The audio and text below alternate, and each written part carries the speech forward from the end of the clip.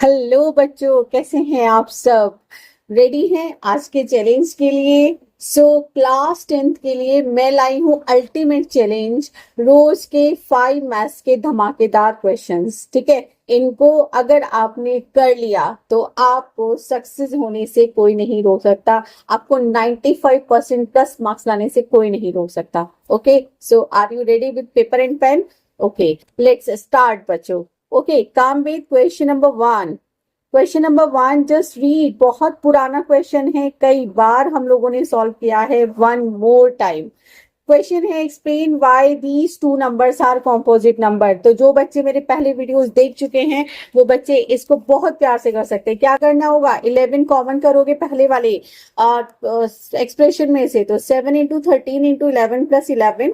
11 common कर लो बच्चों, तो 7 इंटू 13 प्लस 1 बन जाएगा ये। ठीक है, and 11 multiply by 91 plus 1। Okay, so ये बनेगा 11 इंटू 92। अब 92 को भी अगर आप फैक्टराइज कर दोगे, है ना, तो क्या होगा? ये 11 इंटू 2, 2 4 जा 8 एंड 2 6 जा 12। अभी और हो सकता है, तो सिंपली यहाँ पर हमें ये बताना है कि ये जो नंबर है ना, it has more than 2 factors other than 1। That's why it is a composite number. Similar you will do with second part. So you can take common here 3. So जब आप 3 यहां से कॉमन करेंगे,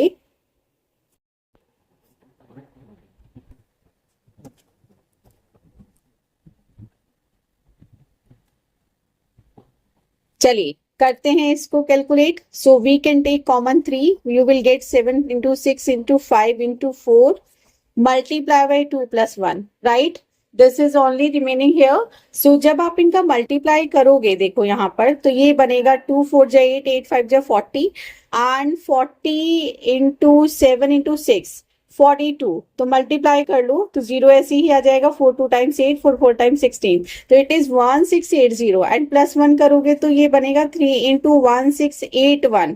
ओके बच्चों, अब यहां से ध्यान से समझो, इसके भी क्या है? मोर देन 2 फैक्टर्स है अदर देन 1। ठीक है, ये जो भी नंबर है इसके एक के अलावा भी फैक्टर्स है उस नंबर एग्जैक्टली, उसके अलावा भी 2 फैक्टर्स हैं, इसलिए ये भी क्या होगा? एक कॉम्पोजिट नंबर होगा। So you have to write the statement it yourself. क्या लिखेंगे? Since these two numbers has more than 2 factors other than 1 and itself, that's why these two numbers are composite numbers. Okay, I hope so. अगर आपको ये बात आपको समझ आई होगी। Okay, now second question बहुत ही प्यारा सा है। बहुत सारे क्वेश्चंस हम ऐसे कर चुके हैं। चलिए देखते हैं क्या गिवन है। हमें दिया हुआ है हमें दिया है, क्या दिया हुआ है? HCF दिया हुआ है बेटे, कितना है? 18। और हमें LCM निकालना है। ओके, और नंबर हमारे पास है, एक है 306, दूसरा है 1314।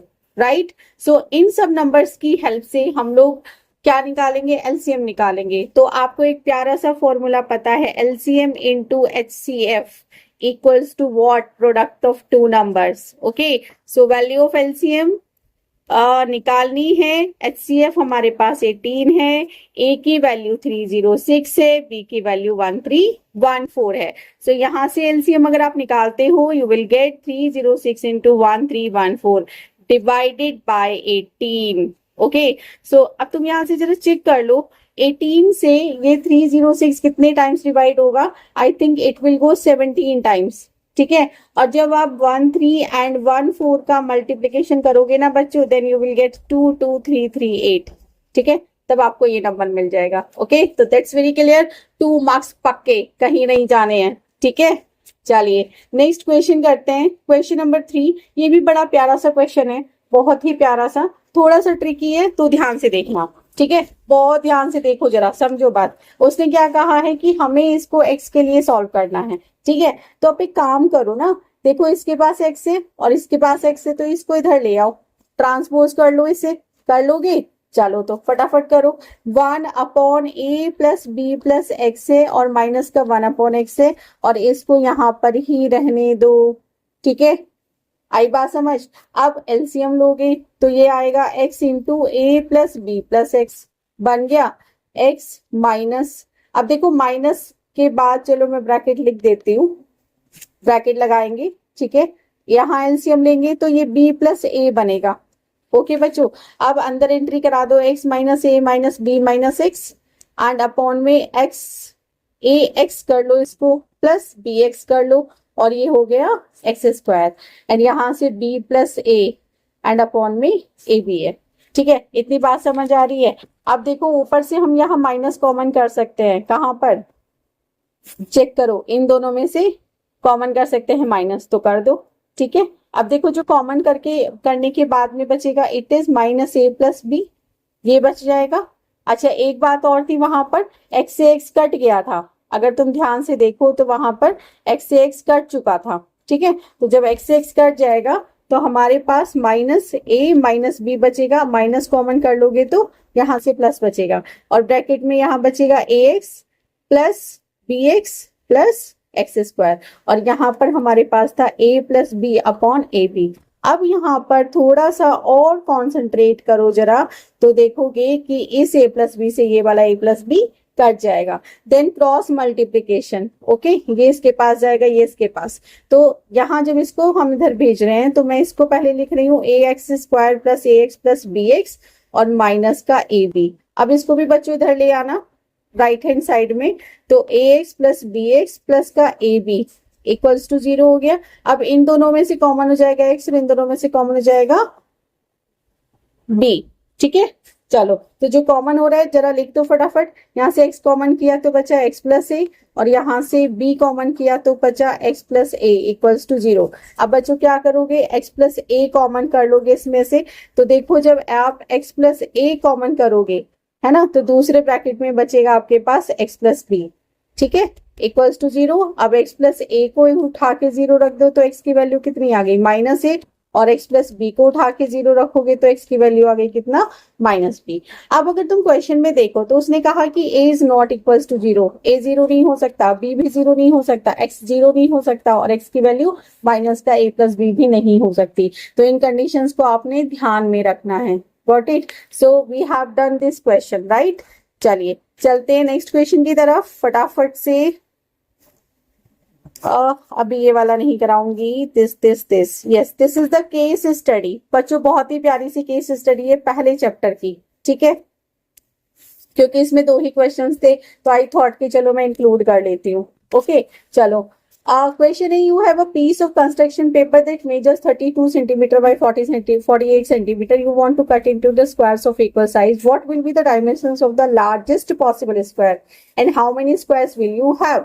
तो बेटा यहाँ पे 32 और 48 सेंटीमीटर आपको मेजर्स यहाँ पर दिए हुए हैं। ठीक है, लेंथ एंड ब्रेथ एक तरीके से आपको दे रखी है एक पेपर की, और आपने क्या करना है, इसको इक्वल स्क्वायर्स के फॉर्म में कट करना है। तो उसने पूछा है हमसे कि कितना जो हमारा स्क्वायर यहाँ पे बनेगा उसका मैक्सिमम है ना, उसका लार्जेस्ट पॉसिबल स्क्वायर कितना डायमेंशन का हो सकता है। स्क्वायर है तो ऑल साइड्स इक्वल ही होंगे ना, तो उस केस में हमने क्या करना होगा, HCF यहाँ निकालना होगा।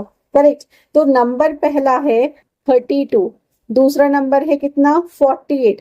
कर दो फैक्टराइज, ये तो हमें पता है 2 की पावर 5 होता है, 2 इंटू 2 इंटू 2 इंटू 2 कर लेना। ठीक है, 48 को कर लेते हैं, देखो 6 8 जब 48 होते हैं तो 6 के फैक्टर हो गए 3 इंटू 2, और 8 के फैक्टर्स हो गए 2 रेज टू पावर 3। थोड़ा सा कैलकुलेट और कर लो, 3 इंटू 2 रेज टू पावर 4 हो गया। आपने निकालना है HCF, तो HCF निकालोगे तो क्या लोगे, लोएस्ट पावर लोगे। यहाँ 2 की पावर 4 है, यहाँ 2 की पावर 5 है, तो कौन उठ के आ गया, 2 की पावर 4 यहाँ से आ जाएगा। 2 की पावर 4 आपको मिल गया, इसका मतलब कितना हो गया, 16। तो मैक्सिमम जो लार्जेस्ट जो डायमेंशन हमारा हो सकता है दैट इज 16 सेंटीमीटर। 16 सेंटीमीटर का आपका स्क्वायर बन जाएगा। अब उसने हमसे पूछा है कि how many squares will you have, कितने स्क्वायर्स हमारे बनेंगे। तो भाई ये काम करो, ये पूरा शीट था ना तुम्हारे पास जिसमें से तुमने इसको बनाया है काट काट के, है ना, तो इस वाली शीट का एरिया निकाल लो। ठीक है, लेंथ इंटू ब्रेथ हो जाएगा, और जो स्क्वायर हमने काटने हैं उसका भी एरिया निकाल लो और दोनों को डिवाइड कर दो, तो आपको नंबर ऑफ स्क्वायर्स मिल जाएंगे। ठीक है, so how will you right, you will write area of construction paper. बेटा प्लीज इग्नोर द राइटिंग, बहुत सारे बच्चे लिखते हैं मुझे राइटिंग के लिए, तो बट यहाँ पे थोड़ा स्क्रीन पे ना ऐसे लिखना बड़ा मुश्किल हो जाता है कभी कभी। एरिया ऑफ कंस्ट्रक्शन पेपर कितना होगा, length into breadth, 32 into 48 centimetre square. Okay, अब इसको यही छोड़ दो क्योंकि पता है कुछ ना कुछ कटेगा। नाउ एरिया ऑफ स्क्वायर, एक स्क्वायर का एरिया निकाल लो, कितना बनेगा 16 इंटू 16। गॉट इट, ये हो गया। अब नंबर ऑफ स्क्वायर्स निकालने हैं आपको, तो नंबर ऑफ स्क्वायर्स कैसे निकलेंगे भाई, जिस पेपर में से काटे हैं उसका एरिया और जितने साइज का हमने काटा है उसका एरिया, दोनों को यहाँ लिख लो। नाउ कैलकुलेट इट, देखो 16 टू जा 32 एंड 16 3 जा कितना हो गया 48, तो नंबर ऑफ स्क्वायर्स कितने बनेंगे 6। ठीक है, कितने बन गए 6 बन गए। ओके, तो बात समझ आ गई। चलो आगे चलते हैं नेक्स्ट क्वेश्चन की तरफ। डन, ये भी डन, ये भी done, this is only the last question, right. चलिए सॉल्व करते हैं बेटा। देखो उसने ये ट्रिग्नोमेट्री से क्वेश्चन उठाया, मैंने आज जान पूछ के उठाया। पता है क्या कि आगे के चैप्टर्स बहुत सारे बच्चों ने कर लिए होंगे क्योंकि ट्रिग्नोमेट्री एक ऐसा टॉपिक है पहले ही करा दिया जाता है ज्यादातर स्कूलों में, और अगर आपने नहीं किया है तो ऑलरेडी मेरे एनसीईआरटी सेक्शन में जो एनसीईआरटी वाला प्लेलिस्ट है ना उसमें ट्रिग्नोमेट्री के वीडियोस पड़े हुए हैं। ठीक है, वहां से जाके चेकआउट कर लो। इंट्रोडक्शन पढ़ा हुआ है, एनसीईआरटी सोल्यूशन पढ़ा हुआ है, एंड आरएस अग्रवाल के भी जो एमसीक्यूज हैं वो भी इसके भी सोल्यूशन पढ़े हुए हैं। ठीक है, तो जाके चेक कर लो। Now indicate the perpendicular the hypotenuse and the base in that of the respect to the angle marked. ये बहुत ही प्यारी सी बात है। अगर तुमने अभी तक पढ़ा ही नहीं है, मान लेती हूँ मैं कि तुमने अभी तक ट्रिग्नोमेट्री का टी भी नहीं पता है ना, अगर तुम्हें टी भी नहीं पता है तो भी तुम इन क्वेश्चंस को कर सकते हो। देखो कैसे होता क्या है कि या भाई जो हमारा ट्रायंगल है, इसमें जो ट्रिग्नोमेट्री में हम काम करते हैं वो हमेशा राइट एंगल ट्रायंगल पर काम करेंगे, तो ये क्या होगा 90 डिग्री हो जाएगा। ठीक है, ये वाला एंगल क्या होगा 90 डिग्री होगा। अब तुम्हें एक बात याद रखनी है, इसके सामने वाला हमेशा कौन होगा, हाइपोटेन्यूज। 90 डिग्री के जस्ट ऑपोजिट साइड क्या होगा, हाइपोटेन्यूज, और ये हो गया बेस और ये हो गया आपका परपेंडिकुलर। इतनी बात समझ आ रही है। ठीक है, अब है क्या, ये जो एंगल है ये बताता है कि क्या होगा, है ना, ये डिसाइड करता है कि भाई कौन हाइपोटेन्यूज बनेगा कौन परपेंडिकुलर बनेगा। तो अब मेरी बात सुनो बहुत ध्यान से, स्क्रीन पर देखते रहना कि अगर ये मेरे पास ट्रायंगल है और मैं इस एंगल के रिस्पेक्ट में बात कर रही हूं, तो always keep in your mind इसके जस्ट ऑपोजिट साइड जो होगी वो परपेंडिकुलर होगा। हाइपोटेन्यूज यही रहेगा, परपेंडिकुलर चेंज हो जाएगा। अब अगर मैं थीटा के रिस्पेक्ट में बात करूं तो बेटा परपेंडिकुलर ये बनेगा। आ रही है कुछ बात समझ में, मतलब ये एंगल डिसाइड कर रहा है, जो भी होगा इस एंगल के बिहाफ पर होगा। अगर एंगल एक्स है तो हाइपोटेन्यूज ये हो जाएगा, मान लो ए बी सी डी, इसको ए बी सी मैं मान लू, तो अगर एंगल एक्स के रिस्पेक्ट में बात करोगे तो ए बी क्या होगा, परपेंडिकुलर होगा। ठीक है, लेकिन अगर मैं थीटा के बारे में बात करूंगी तो परपेंडिकुलर बीसी बनेगा। आ गई बात समझ में। चलो तो क्वेश्चन देखते हैं। पहला क्वेश्चन उसने क्या बोला है कि आपको बताना है कि कौन सा इसमें बेस होगा कौन सा परपेंडिकुलर होगा। तो पहली बात 90 डिग्री के जस्ट ऑपोजिट वाला क्या हो गया, हाइपोटेन्यूज हो गया, इसको मुझे कुछ भी नहीं कहना है, सी जो है हाइपोटेन्यूज हो गया, करेक्ट। अब एक्स के जस्ट ऑपोजिट वाला कौन हो गया, परपेंडिकुलर हो गया। ठीक है, तो परपेंडिकुलर क्या बन गया, बी बन गया। ठीक है, हाइपोटेन्यूज क्या बन गया, सी बन गया, कौन बचा ए, तो ये क्या बन गया, बेस बन गया। क्लियर है। नाउ सेकेंड पार्ट देखो, एक्स दिया हुआ है आपको, तो एक्स के पहले 90 डिग्री चेक करो, 90 डिग्री ये है, इसके अपोजिट क्या हो गया, ये हाइपोटेन्यूज कितना बन गया, एफ। क्लियर। अब आपने एक्स चेक करना है कहाँ है, इसके जस्ट अपोजिट क्या बन गया, परपेंडिकुलर, दैट इज ई। कौन बचा, डी, दैट इज बेस, है ना, इजी। चलिए नेक्स्ट वाला देखो, चेक करो 90 डिग्री ये है तो हाइपोटेन्यूज कौन हो गया, आई हो जाएगा। ठीक है, एक्स चेक करो ये है, इसके जस्ट अपोजिट साइड क्या होगी, परपेंडिकुलर, तो ये जी हो गया, एंड जो बचा वो क्या हो गया, बेस। एक बेसिक सा क्वेश्चन मैंने उठाया था आज। Okay, so we have done all the 5 questions. I hope आपको अच्छा लगा होगा, और अगर आपको ये वीडियो हेल्पफुल लगता है तो लाइक एंड फॉलो जरूर करें। मिलते हैं नेक्स्ट वीडियो में। See you tomorrow. Thank you for watching. Bye. Have a nice day.